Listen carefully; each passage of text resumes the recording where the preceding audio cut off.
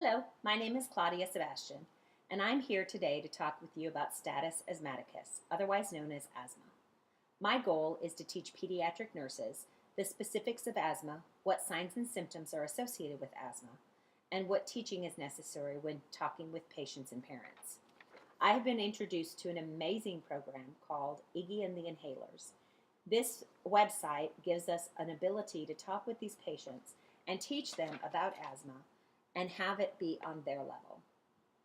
Asthma is a chronic disease characterized by hyperresponsive airways that affects over 25 million patients in the United States. It causes 2 million ER visits and 500,000 hospital admissions annually.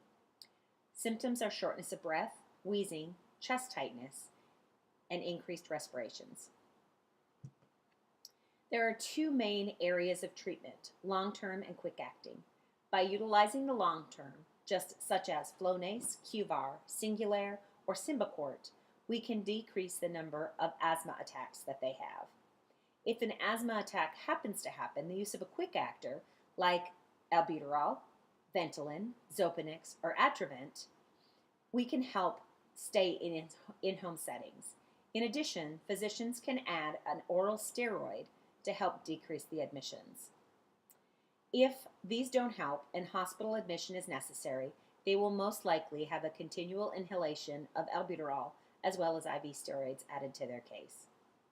I have decided upon comparing Flovent, a long-term control medication, and albuterol, a quick-acting medication. Flovent is an antihistamine. It's a steroid that decreases allergic reactions. There are 54 drugs that interact with Flovent, one in each area, major, moderate, and minor. Amoxicillin and Cipro are our major and moderate.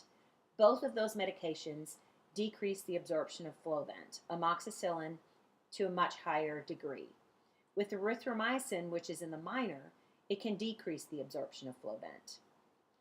It is not approved for use in children under the age of 4, and it can cause the same risks that other steroids do: infection, bruising, bleeding, and thin skin if they use too often. Expected outcome for Flovent is treatment and prevention of nasal congestion, sneezing, runny nose, and itchy, watery eyes. When you're looking at cost of Flovent, it is about $16 per 16 grams, so about $1 per gram of the medication. In looking at albuterol or ProAir, the mode of action is relaxing the airway muscles and increasing the flow of air to the lungs. There are 787 drugs that interact with albuterol, the moderate being the most of those medications. In major, we have Coragard that can decrease the effect of albuterol. In moderate, clonazepam that can increase the risk of irregular heartbeats. And in the mild, we have Bactrim that can affect the QT, causing irregular heartbeats as well. Again, this medication is not approved for children under the age of 4. You have a risk of increased heart rate, chest pain, lightheadedness, dizziness, hives, itching, and rash. The treatment and prevention of bronchospasms is the expected outcome of this medication. And the cost for about 75 milliliters of this medication is $38. So it's relatively inexpensive, which is why it's the dose that or the medication that we use for the continuous doses. There have been over 7 million children diagnosed with asthma in 2012 alone.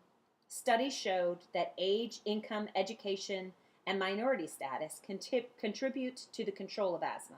Exposure to smoke, cold weather, and different allergens can exacerbate your asthma symptoms. Getting a detailed family history as well as a detailed patient history as to what causes their asthma attacks is very necessary to point out risk factors. Asthma affects millions in the United States every year. Of those affected, reactions can be anywhere from mild to severe, starting with an ER visit and DC home to ER visit with an ICU admit and being put on a ventilator.